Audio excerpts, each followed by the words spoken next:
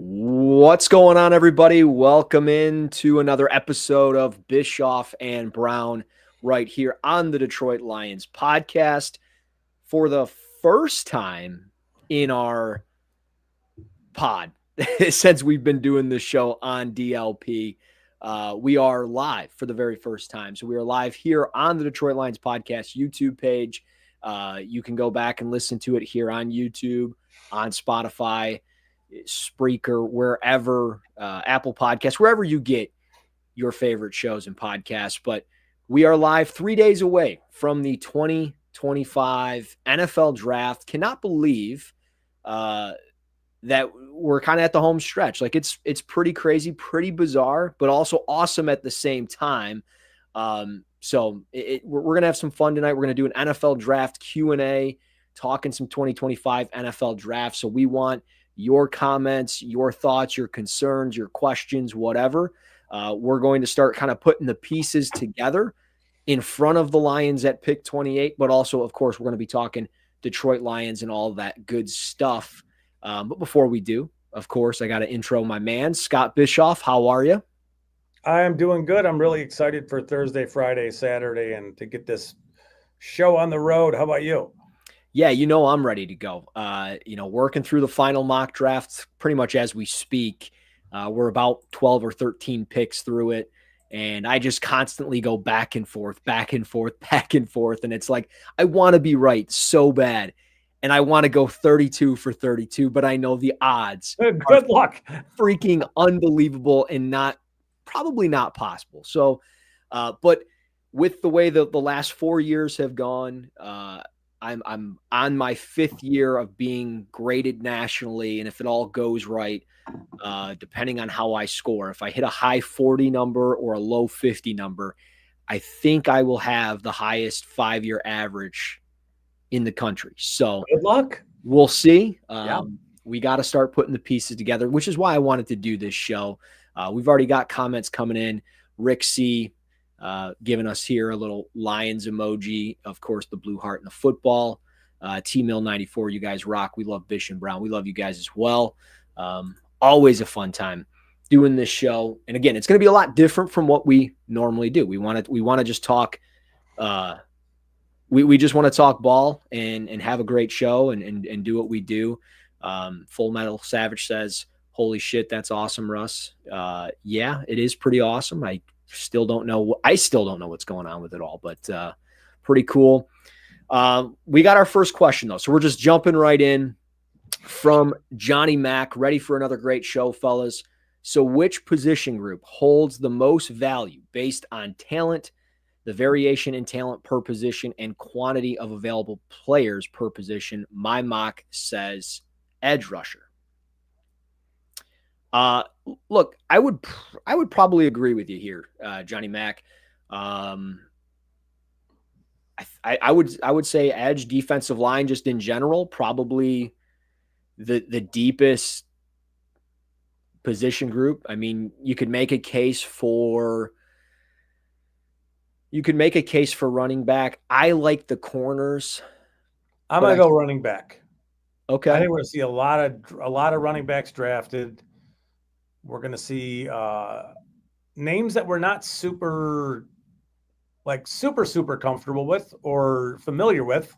Yeah. In some ways, like Jarquez Hunter from Auburn is a good example of this kind of thing. Like, right. Like running back, good running back, big dude. He can run all that stuff. The way this draft stacks up, I think that every team is going to look at this so differently.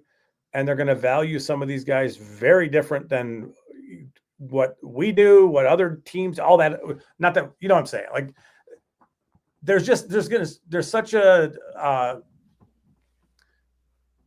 it's how do you want to use a player? What's their skill set? Is he a pass catcher? Can he work in pass pro? Is he an explosive player? That kind of stuff. There are so many different types of running backs. And they're everywhere in this draft. You're going to find, you can always find good running backs late, but this one's different in particular. Like this one, you're going to find really good players throughout the draft. I like the edge position. I think it's good too. It's just to me, the running back position is just loaded. Yeah. I think at the top of the draft, you're going to see a lot of edge rushers, right? Like we're going to see Michael Williams go, Jalen Walker. If you've got him as an edge, he's my LB1. I like him more of like as a will, not necessarily as an edge player consistently. I think he can certainly play down there.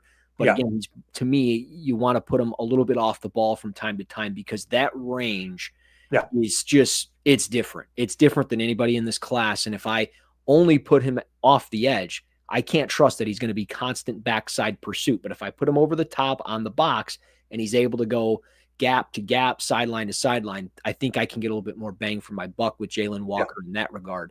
But and I think that's why he's coveted because of all those things. And he does it all at a very high level. Yeah.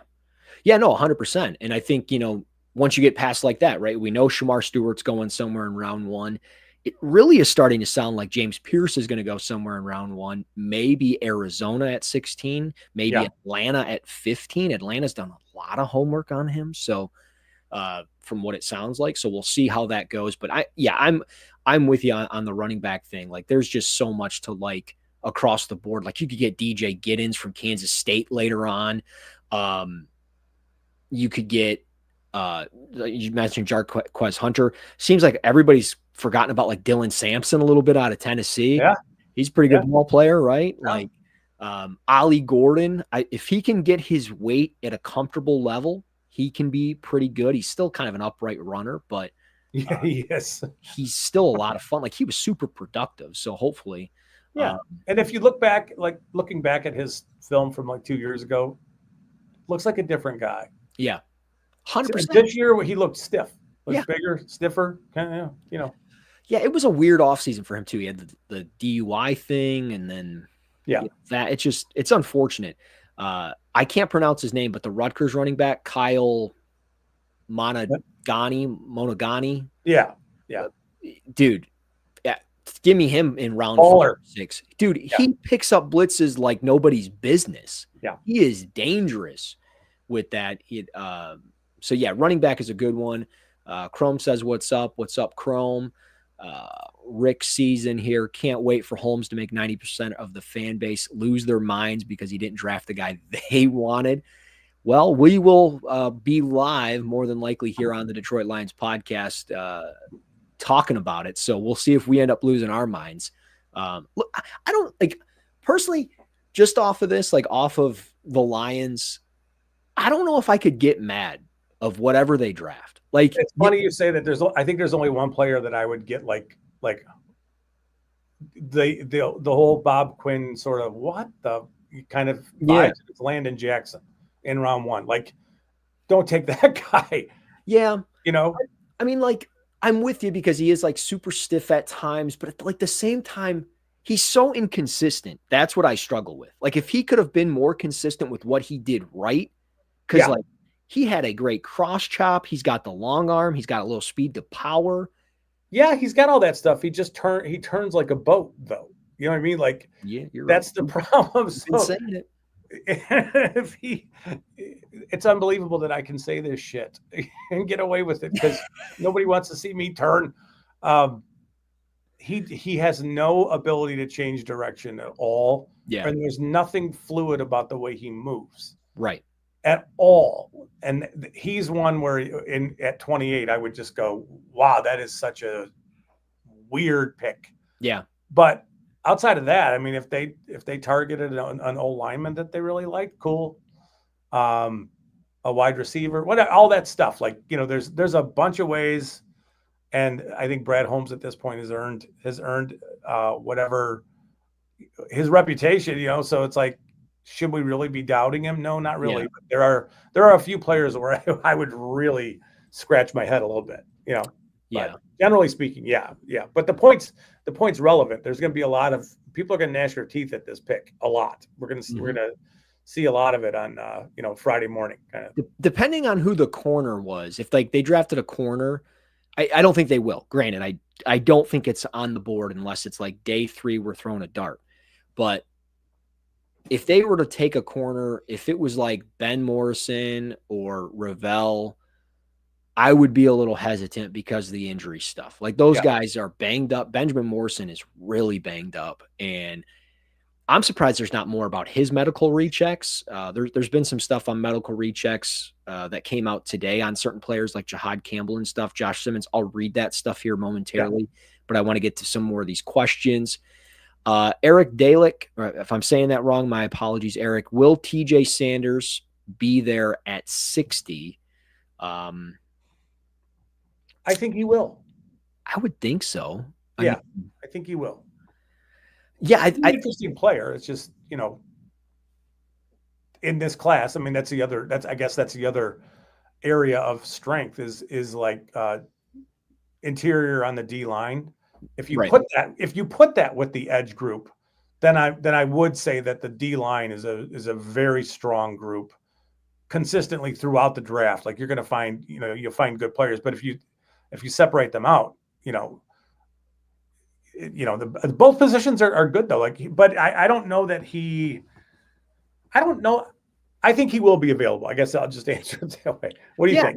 I think he will be. I just don't know if he would necessarily be the player that I would want to take there at 60. I mean, I can't speak for Brad Holmes. Like he fits, right? He's 6'3", 297, got over 33-inch arms, but like he didn't have a great 3-cone drill. It was like a 7, I believe like 7.7, 7.75, something like that. It was under 50th percentile on Mock Draftable when I was doing some draft prep stuff for some radio today, because I did some stuff down in the southern states. So, we talked about SEC guys, and TJ Sanders was one of those guys. So like I could see him. I prefer Shamar Turner out of Texas A&M over a TJ Sanders. Like he is just way more explosive. I think way more versatile, not as one-dimensional. And I don't want guys that are one-dimensional if I'm taking them at 60, because I would want them to contribute in multiple ways. If I want to make a push at this thing, pick 28 and pick 60 got to be guys that can contribute, because I don't want to say that's what hurt Detroit. We all know that injuries hurt Detroit last year, but not having Rakestraw contribute, that hurt a little bit. Arnold being up and down. He was consistent for the most part, but he was up and down, right? Then you get into, rolling the dice on Manu, and then you look back at like Broderick Martin. He hasn't done much. These are guys that you kind of rolled the dice on, and they're not contributing. You look at last year's draft, kind of the same thing. You didn't really get those contributions. Then the injuries happen with like Mekhi Wingo and stuff like that. The only thing I'll say about Sanders is I wonder if he's a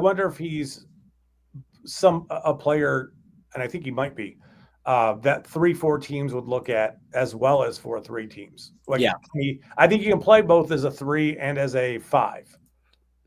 Right. He's got enough quickness to do some of that stuff. So I think maybe 60 is right. That's probably right where I think, in that range where he'll go, give or take 10 picks or whatever it is. It's just sometimes these guys get pegged, and it's like, all right, the 34 teams are going to have no interest in this player. Right. So that, however many teams that are running a 34 there, it just eliminates those teams. But I do think that he's versatile enough, and he does enough. Plus he's got really heavy hands. So, I think you can do some things with him, but I think he'll be there at 60. I don't think there's any way he's available at 102. So it's kind of one of those, if they like a player like that, if they have a nice grade on him, he could be the pick at 60. It'd be a totally reasonable thing to do. Yeah. But I think that, both of us probably would prefer or think, higher of other players in that range, but good prospect, Eric's got another follow-up question. These were back to back. Possible 3rd and 4th round offensive linemen likely to be available for the Lions. Just looking off my board here. Let me sort through some OTs and interior O-line. Wyatt Millum from West Virginia. Really curious where he'll be. I think the Lions would be really high on him. He might be an option actually at pick 60 if he's there. He might end up being a top 50 pick, though. I don't necessarily know, because from what it sounds like, he's going to provide, 5 position versatility. Some people think he's best suited to play center in the NFL, but he's got that tackle ability. But I would 6'6" plus and 32-inch arms. Like what do you do with that? And there's a couple like that, like Gray's Abel's like that too, where Dude, I do think that center is probably where the future is for him. yeah. But man, being that tall, whew. Yeah. Well, the one I like, if it's at 102, if he's there, Tate Ratledge, Georgia. We talked about him a little bit last week or the week before. And like, I couldn't believe he was 6'6". I could not believe that. He's got shorter arms, so a lot of stuff's going to be chest to chest, or he's going to have separation on him, but he can anchor. He can reset his hands. He plays mean and aggressive. Yes, he does. There's times that he's like over aggressive and misses his spots, but I really like Tate Ratledge. And another one for me also is Emory Jones at LSU. Like, he's a guard all day long, really kind of clunky, that mauling type, heavy leaner, high pad level. But man, when he puts it together and he's low and he's square, he is strong as an ox. And he can be a guy, like if you're running duo, you're running power, he's going to be your guy all day long. And it's going to be interesting, like what we end up running. Are we going to be more outside zone, wide zone stuff like we were last year? Or are we going to go more into inside zone and keep running that duo stuff that's so good for our offense? But it's going to be interesting how they approach the third and fourth round at O-line. Are you drafting a tackle prospect who might have to move inside to play guard? Or are you drafting a guard to play guard? And because we don't have great answers with Manu right now, yeah, it's like there's a big question there. If Manu's future is as a tackle, then I would think that a guard is likely, where they go, or potentially a player who can be like a combo interior backup type player. Yeah. I just, I don't know that having taken Manu last year that they're going to move away from him, because it sounds like he has developed and he's done some things that they've wanted him to do. They're working with Duke Mayweather. Yeah. And I know he's working out with Taylor Decker. It's just, I don't know that they're going to move away from him as a project at tackle just yet. Yeah. So I think that the Lions would likely be more interested in, an interior player, guard, center kind of player in that range. But, one of the things that we haven't talked about a ton is the possibility of a tackle and a guy who should play tackle in the future at pick 28. I know people would hate it, but think Connerly kind of player. Yeah. I don't know that Connerly's going to step in and play guard for you right now, though. But if they have a big grade on him, they do need to plan for the future. I know I'm just discounting everything I just said about Manu, right?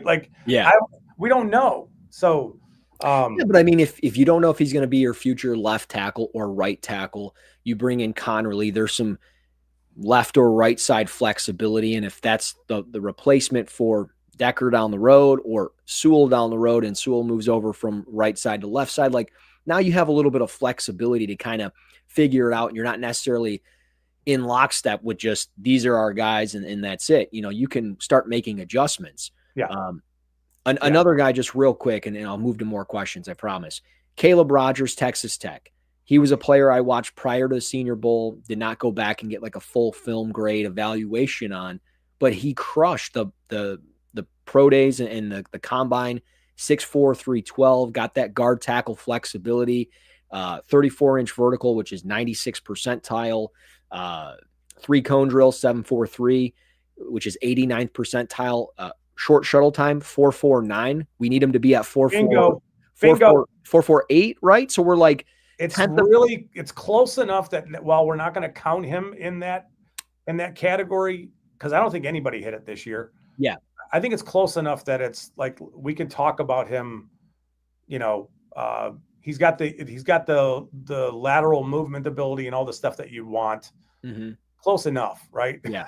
Close enough. Yeah. Yeah. So, I mean, I don't know. Caleb Rogers, Texas Tech, I would keep tabs on him at pick 102. He might be right in their wheelhouse. I could see them liking him.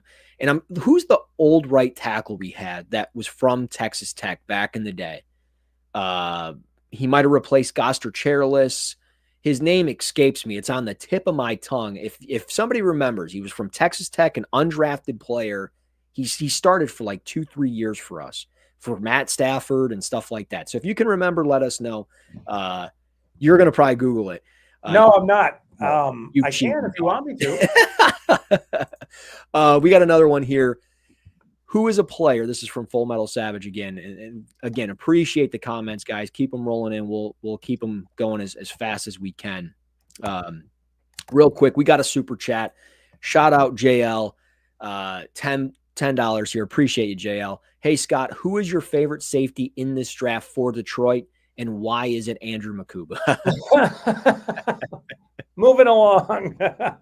No, it's just his instincts and his ability to cover ground without taking false steps while being a pretty premier athlete already. But it's mainly the instincts. His ability to get off of coverage where the ball's it's never going there, to find himself making plays on the ball and sometimes picks, whatever it is different. It just is different. I understand he's 186 pounds, whatever he is, and you have to reconcile the injury potential for a smaller player, especially the way he will hit. Yeah. He's not a great technical tackler, but he will hit. But the whole thing with Makuba is if you're moving away from Kirby Joseph because he's going to be super, super expensive, and you need a center fielder type who is really excellent in coverage and instinctually can find the ball before most anybody else on the field does, it's Makuba. Yeah. So, and they go hand in hand. Like, I understand that that's probably going to piss some people off, the idea of talking about them not paying Kirby Joseph, but they're not in a position that they can sign everybody. And I think Branch is a player that you'd have to sign before you sign Joseph. And I understand that others will see it differently, and that's cool. It's just the Lions, this team is, for the longest time, they've been in a position where they had to draft players simply because they needed people. They needed talent. You needed difference-making players. Now it's different. Like in round 3 at pick 102, if you're taking a player because you believe he can take Kirby Joseph's role in a scenario where you can't pay Kirby Joseph, that's a smart pick. Yeah. And that's the scenario. It's not if you're paying Kirby Joseph, then I don't think Makuba becomes as critical or as important. But if the plan in the future is maybe to not pay Kirby Joseph, or at least not, you don't want to let yourself get yourself over a barrel, right? Where Kirby Joseph's going to tell the team, you're going to pay me this amount of money and I'm taking it, because that's how things were in the past. So they do go hand in hand. So there you go. I couldn't have said it any better myself. Andrew Makuba is pretty darn good. And we've been saying it for a while. I've tweeted about it. We've done it on the show. I've wrote about it. I really like this safety class. It's led by Malachi Starks. There's no secret. If he's there at 28, I'm sprinting to the podium. And if we don't draft him at 28, if he was there, that's the one where I'm pissed. But going back to Full Metal Savage, didn't mean to cut that off, but the super chat came in, so I had to do it. You're good. You're good. Who is a player you've seen mocked highly by the national media that makes you go, this guy is everyone else watching another guy with the same name? I don't see it. Oh, I got an answer, and we're staying with safeties all day long. Nick Amanawari from South Carolina. I don't get it. I just don't get it from the football perspective. I don't see it. He's late on his turns. He's great athlete in underwear, combine, pro day, lighting it up. But so was Obi Melifonwu. So was Afita Melifonwu. And those guys can't stay healthy. But this guy just cannot tackle consistently enough in the alley. Like the way it's being written up from the national media, and I no disrespect to the colleagues out there, but they're making it seem like this guy is Derwin James. And it's like, he's not. He's not even close. It's unreal. He's not even on the same level as Malachi Starks. He's not better than Andrew Makuba, who you just talked about. He's not better than Xavier Watts. Xavier Watts might be the most underrated player in this draft. Like, he's a damn good safety. So that's the one where I'm like, Nick Amanawari, go ahead. Go to the Vikings. Yeah, he's one. I would say Michael Williams is another one where I don't and I know he gets top 15, top 10 conversation. He's 20. He's 6'5" and 260. I know he's got long arms. I know he's powerful. I know he's good against the run. I know he does all those things. But there just isn't a lot of, like, there isn't what I would consider enough athleticism there to warrant such a high pick. Now, at 28, totally different story, right? But I still think that his ceiling is lower than some of the edge rushers because I do think he is limited in his movement abilities. Now, I know that he's good run defender. All that stuff's cool. So you would think at 28, yeah, that makes a ton of sense. But he's being talked about in the top 10. Yeah. And it's like, yeah, I think he's limited athletically. And I know he had the ankle injury. I know he did. But if you go back, he's made it known that he's had it. I know. But if you go back to last year, he looks the same, right? And then, watching him run in his pro day, you can see that sort of that sluggishness where he'll try to change direction and he'll stick his foot in the ground, and it just takes to me, watching him, it takes a beat longer for him to get going the direction he wants to go. It's just there's a little bit of muddiness in the way he transitions, and I think that at the NFL level, he's going to have a harder time turning the corner. In a lot of, it's not like he's overly experienced as a pass rusher. Yeah. And it's not like he's got a huge group of moves to go to. Right. Right. So I think this is a player who might struggle. He's going to struggle, I think, to put up big productions numbers from a sack standpoint. I think he's going to be fine against the run. Yeah. It's just, if you're asking him to be a 10, 12 sack a year guy for a bunch of years, I don't know. I'm not seeing that, but I understand he's going to go pretty early on Thursday. I get it. Well, and that's the thing. Like, I don't think he's going to be the Lions' problem. I don't think he's going to even be within striking distance. I would be a little surprised unless like something completely comes out on medicals and it's just all jacked up. Scott, you're getting a lot of love in here. Well, just wait. It's going to turn. Any thoughts on the Lions taking Tyleik Williams out of Ohio State? That was a big name coming out of the Senior Bowl. At 60, whatever, at pick 60, fine. What is he? 6'4", 6'3", 6'4", in that range, maybe a little taller. 6'3", 331. Yeah, 330 plus pounds. He's got some lateral movement ability. I think he's really stout against the run. He does a lot of different things. But, where does he play? Is he a 3?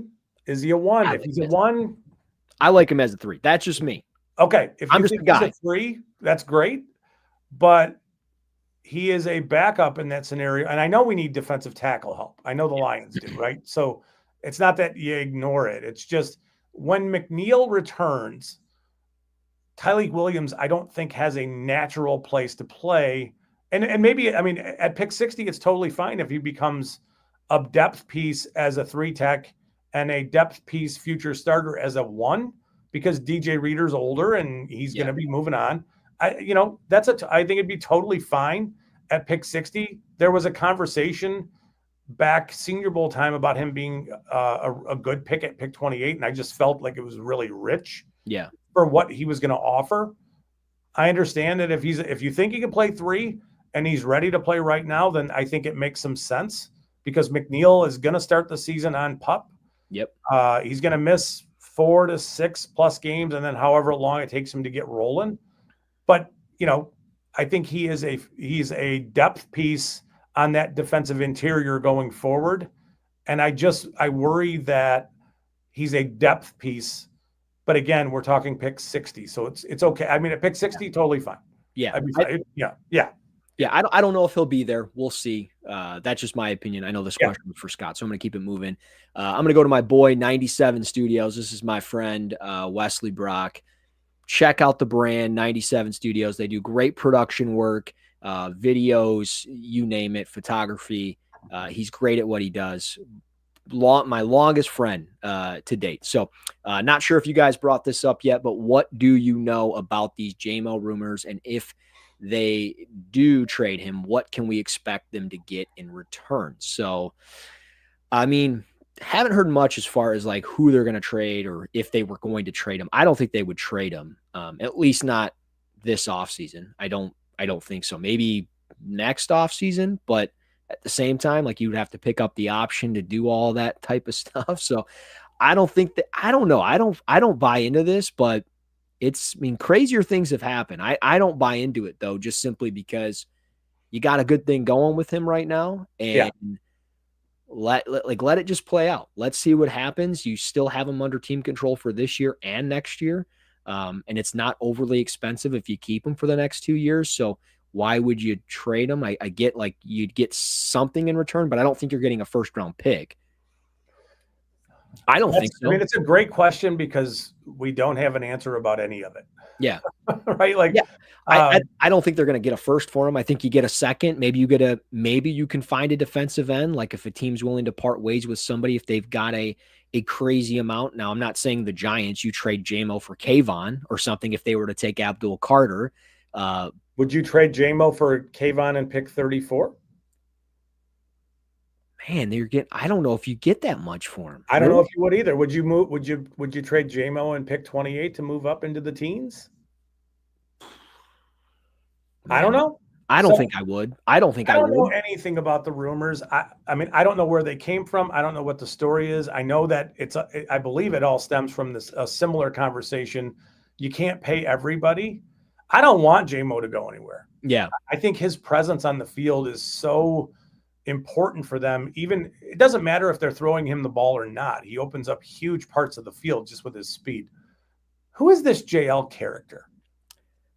Talking about Gray Zabel. Who is this person? I don't know. I mean, this comment was from a while ago on the question of JMO, and he was commenting back to that. So I was just adding it all to the chat. We got one here from. We don't want that. Yeah, we're not interested in. At least I'm not. I'm not a big Gray Zabel guy. I don't know what you think. I have concerns about his ability to play. He doesn't punch. If anything, he more grabs like, hey, here's my chest. I'm just going to grab you around your shoulder pads. And there's a little lesser, competition out there. And I think he can anchor up and do all those things. But to me, Zabel is a center at the NFL level. Maybe he'll be a really good one. But at pick 28, you're talking about taking a player who I think would fail as a guard in a lot of ways, because even as a tackle, he doesn't use his hands to protect himself. He doesn't defend himself. All that stuff's going to get heavier and quicker in the NFL, which makes me worried that he won't be able to function as a guard. Yeah. And then you're talking about, it's a great thing to have if Ragnow gets hurt, but is Ragnow moving on anytime? I mean, I know that, a couple of years ago, there was some talk around him having to maybe retire sooner than he would have preferred because of the foot-toe thing he had going on. But it sounds like he's feeling better right now than he's felt in a while. And I think all of that talk has kind of like died down a little bit. Well, the other thing, I don't mean to cut you off. No, you're good. I was just going to say the other thing with Zabel is, like, I get moving up to 17 and all that stuff. Like, you're trying to get in front of Seattle, but I don't think the Lions would move up to draft a guard. No. But also, like, I don't think he's getting past Seattle at 18. Like, everything up to this point is like Seattle loves him. Coming out of the combine, Seattle loves him. Take him. And, like, I'm with you. Like, he's 43rd on my board. I like him. I don't love him. I see why people really like him. But when you look at like the history of North Dakota State players, it hasn't been great in the last 5-6 years. You had Carson Wentz, who kind of was like a flash in the pan.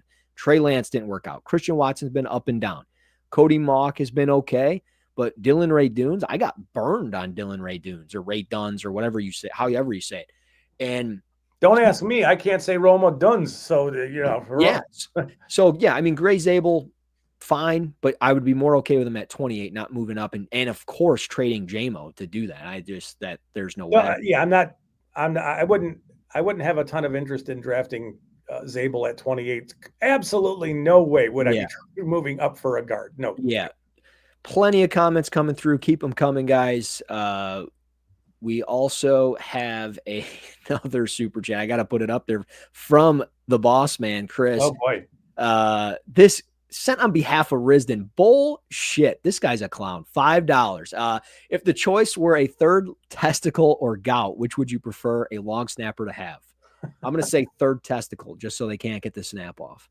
Oh, it's an interesting question. Thanks, Jeff. Where did I go with that one? There was one about a safety. Talking about safeties. Yeah, up to Ryan Bentley.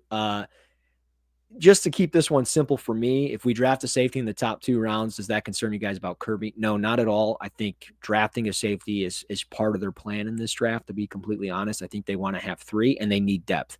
It depends on the type, right? Like correct. If you're drafting a center fielder type, yeah, I'd say that there's some thought process, or at least some forward-looking thoughts around in and around his contract, that kind of stuff. But yes, they do need a safety.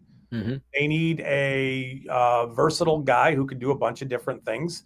If you draft a versatile guy who can do a bunch of different things, then no, I don't think it tells you much about it. It doesn't give me concern for Kirby at that point. Yeah. Shout out my guy, Matt Drolls. How about the 21st pick? Here we go. Steelers. He's a big Steelers fan. That's my guy. Look, Matt. Who's on the board? Yeah, if Shador's there, I think he's the guy, buddy. But if it's not that, I genuinely would have to think Derek Harmon, Oregon, which he's interesting. There's been some medical stuff coming out about him. There's some concerns medically, so he might be falling down some draft boards. If it's not Derek Harmon, I mean, I know they've got Alex Highsmith, but TJ Watt's going to be 31. Do you consider a pass rusher there at all? Just keep doing what you do, getting better. I think if Shador's there, like, how do you you need a quarterback? Your quarterback is Mason Rudolph. Like, you need a quarterback. Yeah. I wonder though, with Shador and the weather stuff in Pittsburgh and all those things, I wonder if Milroe is not more the Mike Tomlin prototype, military family, great character, all that stuff. Yeah. Can do a variety of things. One of the things that he does, he's going to be pretty elite at, is running with the ball as a bigger dude. They clearly need a quarterback. I don't know if Shador is a great fit for Pittsburgh, and in a variety of ways. I'll just leave it there. Yeah. I got a question for myself here, and I'm way going ahead, but I have a question for you. When has the Detroit Lions ever took a player because how long his arms and how long his hands are, how tall he is, because you always mention it? It's just coach speak. It's just draft speak. It's just who I am, man. If you listen to me on the radio, I'm bringing out measurements. It pisses my wife off. That's why I do it. She's upstairs listening. I don't know. Like, it's a habit. I talk about these players and I try to memorize their statistics and their numbers and measurables, and it's just who I am, man. I don't know. I don't know what the Lions are looking for, other than they've got a threshold of defensive ends and defensive linemen that they're trying to draft. 6'5", 265 plus. They love those crush the can kind of guys. They like those longer guys. I mean, that's just what this regime is. This is what this group is doing. Yes. T-Mill 94. Is there a player at 28 that you would love for the Lions, but think the Lions might pass on due to fit, scheme, or culture? James Pierce, Mike Green, all day long. Those are 2 guys I don't see them drafting in a million years. I agree with that. And then the fit is more. Those guys are like culture stuff, right? Those other guys. Mm-hmm. Donovan Ezaraku is a player that I worry that the Lions might pass on, because he's a little smaller than what you just said. Yeah. The big edge player that they have both drafted and went after in either free agency or, Marcus Davenport is a really good example of this kind of player, where you want to, 6'5", 280 plus with some ability to turn speed to power, that kind of thing. That's not Ezaraku. That's not his game. He's more toolsy, and he's got lots in the pass rush arsenal, but he doesn't necessarily fit the kind of players that they've taken in the past. Yeah. I would worry that they wouldn't take him. Not worry, but I mean, if they don't, they don't. But he doesn't fit the profile of the players that they've targeted in the past, opposite Hutchinson. And yeah, I mean, I think he's one of those guys where I think you would want them to overlook a little bit of that just because of the things that he does offer that a lot of players in the range where you're talking at pick 28 they're not going to offer his pass rush arsenal, but I don't think he's going to be there at 28 anyway. So yeah. Yeah. A follow-up to the question that I just answered from Frank the Take. And Frank, always appreciate your comments. I see them every week when we upload a new episode. But you're not living in the Detroit Lions land with Brad Holmes and Dan Campbell. They don't give a F how big you are. Well, if they draft Willie Lampkin, then we'll have a conversation about arm length, and I'll stop doing it if it's bothering you. My apologies. We got another super chat. Shout out Tampa Detroit Lion 1999. If Harmon, Booker, Starks, and Ezeraku are on the board, who do you take? I'm going Starks. I don't know what anybody else is doing. I'm going with my 4th overall player. I want a difference maker, especially on defense. I think Starks can be utilized very similarly to Brian Branch. You can play him inside, outside, split safety, single high safety, robber, box, you name it, he can play it. I love his skill set. I think he's a difference maker. He's a guy that you sprint to the podium. I don't think he'll be there at 28, but if he was there, I would take him over all these guys, regardless of the other needs. Yeah, I would take Booker out of the equation there. I don't think Booker is I don't think he's a scheme fit on offense at all for what the Lions have done, specifically starting last year, running the outside zone stuff with Gibbs. I mean, they run it with both guys, but yeah. They run enough outside zone where I don't think Booker can do that at all. Yeah. You're not drafting a guard and he is going in round 1. Or he's going early enough that you're not, you'd be taking him in round 1. And then you'd have to be changing some of the things you do on offense simply because he is not going to be able to get out into space the way they need players. That's not his game. He's a in the phone booth kind of, maul you in the power run game. That's Booker's game. I think you can make a case for any of these guys. Harmon as a 3-tech would be a really nice piece to add. Yeah. Stark, you just mentioned the things that he can do well. They need that. Ezeraku's a really good pass rusher. Obviously, they need that. To me, I'd be taking Ezeraku simply because of his ability to impact on 3rd down. But I think there are those 3 players right there. If the Lions leave day 1 with one of those 3 players, Harmon, Starks, Ezeraku, fans should be happy. Yeah. I know that's a waffly kind of answer. No, I like them all. Yeah, you are good. I mean, guys, these comments, questions, these are awesome. Some of these are just wild to read. Like we were talking about gout in here. I got one about long snappers. Where did it go? Give me a second here. There's quite a few. Where did it go? I got to give a shout out to somebody because of who he is. Uh-oh. I'll find it. Who is it? It's a buddy of mine. Oh, boy. There it is. Dan Chenoweth, my guy, my best friend. Long snappers are underrated. He's a long snapper. My kid's a long snapper. My kid's basically a long snapper because he made him a long snapper. Shout out this guy. He's a clown. Snapper's important, man. Yeah, it is important, and they make good money. So maybe the kid will keep doing it. Getting back to the questions, I found this one from Chris just a few minutes ago, and I thought it was pretty interesting. It's a fun one. What player on the current roster could also play in the NHL? Oh, we're eliminating a lot of the roster. I'm not answering this question. You're not answering? Okay. I'm not going to answer this question because it's. I mean, there's one very obvious.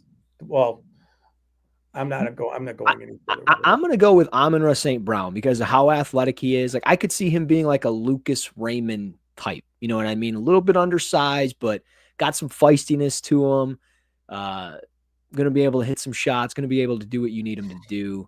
Dude, Chris is all over the place. Which one of you two get more nudes in your fan mail? I don't recall that being a thing. I don't get that, dude.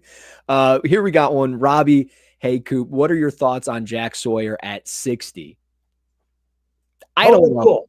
Cool, but I don't love him. He is I don't love him either, but he's got a high enough floor as a physical presence that I think it's acceptable. It's just you're not going to get much in the pass rush game, but I think you're going to get a very he's maxed out. I don't think he's going to get much bigger, much stronger, any of that stuff. There I go with the stuff word. Whoever made that comment earlier. I do use that word. I use and stuff like stuff a lot. Bro, ignore the noise. Don't No, worry. I'm not worried about it because it helps me get from one thought to another, and that's all good. Yeah. Look, he's fine. Sawyer at 60 is fine. I don't think you're reaching. I don't think it's like overvalue or undervalue. I think that's right about where he goes, 60 to 70-ish range. Yeah, I think he is what he is at this point. He's a pretty physical player with some athletic limitations who's not going to give you a bunch of pass rush productivity, but is going to give you enough physical and energy and effort and all the things that you want, that he's okay being on the edge, but it doesn't solve your problems and it doesn't give you the pass rush productivity that you're looking for there. So I think he would be a nice depth piece. Yeah, I think that's the best way I would describe him. And he fits, right? Like he's exactly kind of what they look for in a sense. And again, this brings up the arm length type thing. He's got shorter arms. It's going to create problems for him when he's trying to create separation and squeezing blocks down and fighting pressure with pressure. So there's going to be some issues there. Day 3 from John Brock. Lions looking at D-line. Who are you hoping they take, assuming it's day 3? I know we're going really deep on that, but the run is going to happen. So it wouldn't surprise me if they ended up going probably a little bit sooner than we expect, like at 60, as we've kind of been discussing. I like Tyler Barron out of Miami, Florida. I think he's exactly kind of the type of player they look for. 6'4", 250, 260 range. So kind of undersized, but I thought he had a great Shrine Bowl. He really was impressive with like a swim move, a double swipe move. He could rip under, turn the corner a little bit. Then you put on the tape, and I was able to watch him squeeze blocks down, some pretty good block recognition. Now, there were times like he would turn, he'd have like a pulling guard or a split zone block, and he would turn and take it head on and just get washed a little bit. So play strength will get tested, but I think if you're looking at a depth piece, we're talking 102 later in the draft. This is a guy you swing for, and you're hoping you're getting a single or a double out of him. So I like Tyler Barron quite a bit. I think there are two guys for me. Aeneas Peebles from Virginia Tech. Yeah, I like him a lot. He's very undersized, though. But from a standpoint of hand usage and ability to get after the quarterback, he's got really interesting tools. Again, would this group of decision makers sort of discard their requirements for the defensive tackle position to draft him? Because I want to say he's like 6'1" and 290 range. Yeah, but he is a very fun player to watch. He's a wrecking ball, and he's got really good hands and pass rush moves. And the other one is the Boise State. Is it Ahmed Hassanine? You know what I'm talking about? Yes. The Boise State kid. Yep. To me, he screams Lion. Like, he's only been playing football for a few years. He is 6. Let me get it. He's 6'2" and 267. Obviously, he's got a long way to go. I mean, he does interesting things already, but he's got a really weird stance. There's a little bit of correcting that they could get more from him. But when you look at just effort and playing hard and giving, like, emptying the tank constantly, this guy does it on a very regular basis. At pick 102 or whatever, I don't think they have a fourth, but you trade up. It's easy to kind of move around there. that guy screams Lion to me. And I like his game enough, and he's productive enough with some flaws that with some coaching and some correcting, he could be an interesting player. Again, depth, but he's going to give you everything he's got. He's interesting. Yeah. No, and I think he would be a player that is certainly on their radar. Risden's in the chat a little while ago. The only correct answer is gout. Again, we were talking about that gout stuff. So as opposed to 3 balls. Okay. Well, good to know. Yeah. We got a little Azare Thomas is slow 4.58, but his punch off the line is a thing of beauty. What do you think? He's not even 21 years of age yet. CD3 2.0. Carlton Davis 3 or Carlton Davis the third. I don't think he's Carlton Davis. The 4.58 time scares me, especially with the Lions playing so much press man, aka Tease Tabor. Don't want to go down that route. I like Thomas, but I don't think he's a fit for Detroit. I think he would be better suited for a place that's doing a lot more off man and zone because he's, really instinctive. He's got pretty good ball skills, and those types of things. He's really acrobatic too. Like he does a really good job making some plays. Like there's a play against Notre Dame that he does. It's really impressive. Here's one from, I got quite a few in here, but let's try to pound through these. I got maybe 5 minutes. Yeah, another 5-7 minutes, somewhere in that range. We really wanted to go for an hour. I can't believe 51 minutes are up, but we got 115 strong in here, so appreciate you guys. From William Thompson, are you convinced Vaki will never play safety? Probably not as a deep safety, but maybe as like a box safety. I would probably think. Maybe. I mean, they would have to. I think they're going to take a safety, or they're going to add help there. To me, he is a special teams player and a backup running back, and that's what he is. Yeah. Let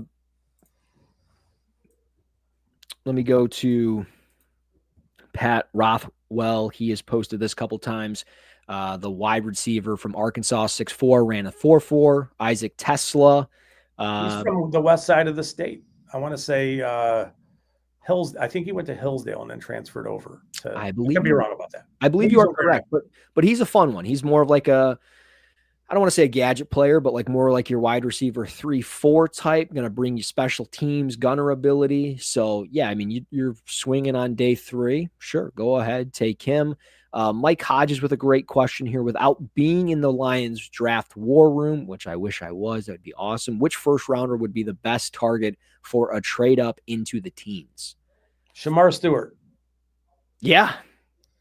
Yeah. You are spot on. That's a great answer. That would have been, that would be my pick as well. All right.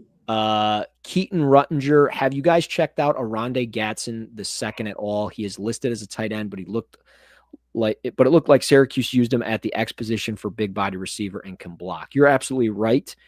He is going to be a tight end in the NFL, but he did play that X receiver position. Really good body control, catching away from his frame all the time. Going to be a guy kind of like Harold Fannin in a sense. He's going to go up the seam. He's going to be limited laterally, but I want that guy going vertically for me. You know what I mean? Yeah. Some short area stuff, but more so going vertically. Where did this one just go? Here it is from Dan Pask. Who would be your best player available in the trenches, or if the trenches get rated on both sides before us? You mentioned Starks earlier. Yeah, I mean, it would be. So we're talking all the defensive linemen. I'm pulling up the board. I mean, getting away from some of the top guys. I don't think Wilt Johnson would be there. If all the trenches are going, I mean, if Emeka Ibuke is there, that's my 10th overall player. That's my top receiver. I think he would be a great fit for Detroit, but I don't know if he gets past Houston at 25. Yeah. Jahad Campbell probably would be that guy at 19. He's my 19th overall player. I know there's medical concerns, but he might fall right in the Lions' lap, and that's exactly the type of player they look for, right? Like I think they would sprint to the podium if he were available. Yeah. Yeah, no, I mean, that's one of those, you sprint, medical concerns, but Alabama, all that. Yeah. Straight Lions talk or STR Lions talk, I don't know. I love Tim Smith, D tackle from Alabama. I feel he's crush the can kind of guy in the middle of the defense, late day 2-3 guy, good depth guy. Thoughts on him? I only watched a game and a half or maybe 2 games before the Senior Bowl. I should pull up my notes on him, but if I remember right, like he was a stout run defender, but he would get washed on double teams, narrow base, pad level would raise up. He's that type of guy, and he was, I think, just was out of position. Like he played in a weird spot at Alabama. Like they'd have him play as a 3-tech 4-eye. I think he's more like a 4-eye 5. I don't know if he's necessarily like a consistent 3-tech in the NFL. Yeah. I think you're right. I think that it's the angle blocks that are going to be problematic for him to anchor down into. Yeah. 2 more, and then we'll wrap it up. One of them, I love this question from Damian Smith. So is Donovan Jackson the best guard fit for the Lions? Yes. Yeah, he is. He is, and he, to me, he's the only one at 28 where I would think, yeah, that's good. But the question then is, are they going to really invest in an offensive lineman at 28, given that they have multiple first-round picks?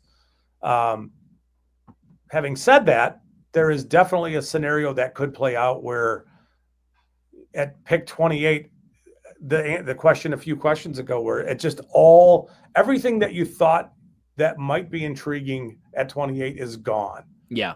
And Donovan Jackson is there, and it's like, well, he's going to start day one as a guard. He's going to play at a high level. He's shown you that he can play a little bit of tackle. I don't think you want him playing tackle. Yeah. But I think what the Lions do, the variety of things that they do, he would play high level guard for them. And again, the scenario is that everything just emptied out in front of you. And you know, you feel you look at what's available and you go, yuck, this isn't good. Yeah, I think he makes sense there. He's a really good football player. I would think, I don't do the board thing, but I would think that looking at it, as much as I've seen, he's probably, I would say he's easily a top 15 or 20 player for me in this class. And I know he's a guard, but you're getting a high level player who's ready to play right now. I like that. I like the idea that he bolsters a position that is the strength of your offense. We all know that Jared Goff needs to be protected, needs to be kept clean. He's going to do all that stuff. Plus, he's athletic enough to get out in front of things and spring players in the running game. So in a scenario where you don't like what's left, yeah, Jackson is clearly the best guard fit for them. Yeah, no, I agree. I really think he's that borderline first round guy, just because of what he can do. That guard tackle flexibility is huge, strong hands, got a pretty good anchor.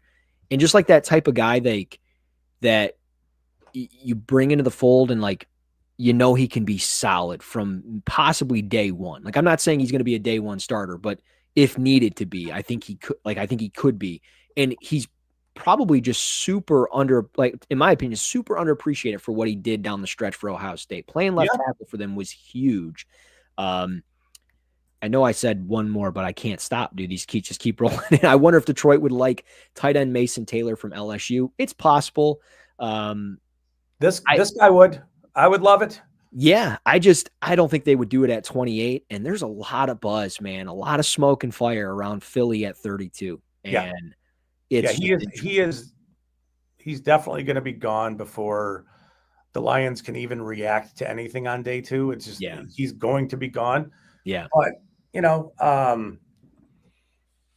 that's one of the positions where,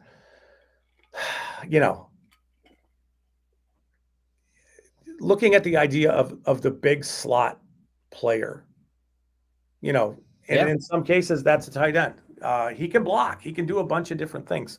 Yeah. He would definitely be a confusing pick. But, some of the bigger slot options are like Jack Bisch from TCU. Same kind of thing. He would play that big slot role. He would be great here. He really would. And that's great for this question from Perry Ball, a late round big wide receiver we could draft. I think Bisch could be that guy. To me, he is a round 2 receiver, though. That's the problem. Yeah, but if you're taking him at 60, or if you even traded out at 60 and, I don't know, got to 64 and you took him, whatever the case was, he's always coming back to the quarterback. He's a big target in the red zone. Like, that's valuable little things that he does that would go a long way. Really solid route runner. He would develop rapport with Jared Goff immediately. If the ball's in the air, it's his. Yeah. He's got enough dog where he's got a great story. He would fit here. He'd fit here great. Yeah, he would be. He would be awesome. Yeah. I could keep going. I know I know we're kind of up against it. Is it better to trade up and get one really good player or move back and get 4 day 2 players? 10 years ago, it would have been better for the Lions to get the 4 day 2 guys because they needed them. Yeah. Right now in this class, depending on what you have to give up. Right. And who are you going up to get? Like, are you going up to get Shamar Stewart, which I would be okay with? Yeah. But yeah, I mean, there's still some hesitation there, right? Like, the production doesn't match. Yeah, I don't want to give up 20 to 26 picks. Right, exactly. Yeah, like if I'm giving up 60 and 28 to go up to 20 for Malachi Starks, perfect. Thank you. Awesome. But yeah. And then I just thought this was cool. From Mick Leaf, I think I'm saying that right. Who do you think falls out of the first round that shouldn't? Well, Luther Burden comes to mind as a player who should absolutely be in round 1, but I know there's some discussion around him not being in round 1. Yeah. Who else? I know Derek Harmon's got some injury stuff where I think that he might slip a touch. Yeah. But I will say Trey Amos. I don't know if he's going to go in the first round. I feel confident. I bet it for him to go in the first round, but like, he's not highly regarded in the first round when you look at like national mocks and people's big boards or whatever. Like, he's 20th on my board, and I think he's a first round player all day long. Like, I did some dot connecting today. 16th overall pick with Arizona. The Arizona Cardinals defensive back coach was his defensive coordinator at Louisiana when Amos was there. So I thought that was interesting, and maybe there's some dot connecting there. So I would say if Amos falls out of the first round, I don't think he should. He didn't get a first round grade for me, but I don't think he should fall out of the first round. So yeah, I think he's a first rounder, and I think it makes sense for him to be a first rounder. Johnny V says Jack Campbell could play in the NHL if he skates. Yes, that's who I would have answered the question with. But he already does. He's a goalie. I didn't want to answer. Yeah, moving along. Yeah. No, I mean, look, we're winding down. I'm just throwing up random comments. This was a lot of fun. Stewart a better fit than Michael Williams, Oppo of Hutch. Josiah Stewart. Or is that Shamar Stewart? Well, let's answer both and then we can be done. Okay. No, let's not, because I don't think Josiah Stewart and Michael Williams play completely different positions. Shamar Stewart and Michael Williams would play the exact same position. Yeah. I think if you're betting on upside, it's Stewart, and I don't want to say it's not close, because I understand Williams is going to get drafted, in the same range as Stewart. Williams only has like 14 or 14 and a half sacks in his 3 years too. So, it's not like we're talking about a guy who's got a 15 sack season in college football and, talking about him like that. So right. To me, you're banking on the upside and the traits of what a player can become. Yeah. More than what a player is right now. And it's really hard to see. It's hard to see Stewart defend the run the way he does and think that if he doesn't get some of the pass, because he gets enough pressures. He gets pressures. It's just he doesn't finish great. Right. But pressure is production. Maybe it's a preference thing. I would prefer Shamar Stewart over Michael Williams pretty easily for me, just based on the athletic traits and what the potential is for them to turn into. And I think that if Stewart hits his ceiling, as opposed to what Williams can hit as his ceiling, they're not close as players. Yeah. Stewart could be unbelievable in the NFL, but obviously it's a long way to go. Yeah, 100%. I'm with you. I will say I think if Michael was there at 28, he would make a ton of sense. Oh yeah. And he would actually be given time. He would be able to get time to get healthy, get right. they wouldn't need him to come in and be 1A, right? He could be easily 2A, 2B. He doesn't have to be 1A and 1B to Hutch because they have Davenport and they've got other guys. So I'm not like, I wouldn't be overly concerned. I just don't think Michael will be there, and I know Stewart won't be there. But I think they both fit in a similar way. I think Michael is a better run defender, but Stewart, that upside as a pass rusher, if he can tie it in, he can be so damn good. Yeah, he's just the type of guy that you bet on. So, we'll see how that goes. We are 3 days away from the 2025 NFL draft. I think we could be on here all night long answering these things, but hour 5 is way longer than we normally go. We will do more of these down the road for sure. I got to go wash my hair. Yeah, I got things to do. But in the meantime, you guys can follow us on Twitter or X at Russ NFL Draft and at Bischoff_Scott. And of course, you can rate, review, and subscribe to the Detroit Lions podcast on YouTube, Apple Podcasts, Spotify, and all other podcast platforms. So he's Scott Bischoff. I'm Russ Brown. We will be back live on Thursday night breaking down the first round. We'll be here for the Lions pick, the whole 9, same type of deal. So keep the comments coming, keep the super chats coming, keeping the likes, the ratings, the reviews, the subscriptions, all of it. Scott, you got anything else? No, we're good. No, he's got nothing else. I got nothing else. He's Scott Bischoff. I'm Russ Brown. This has been Bischoff and Brown right here live on the Detroit Lions podcast.